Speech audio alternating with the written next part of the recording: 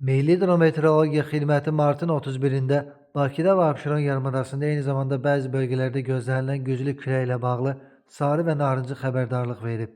Doğru xəbər Azərbaycan bildirir ki, xəbərdarlıqda deyilir.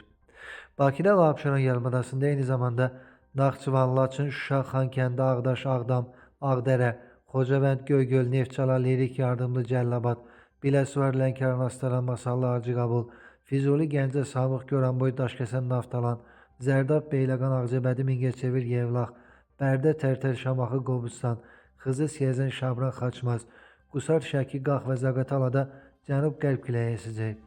Küləyin sürəti bəzi yerlərdə saniyədə 13-20 metrə qədər güclənəcək.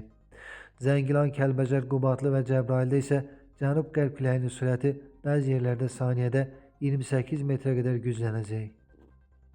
Bundan əlavə bəzi şimal və qərb rayonlarında intensiv yağış yağacaq, şimşək çaxacaq, dolu düşəcək.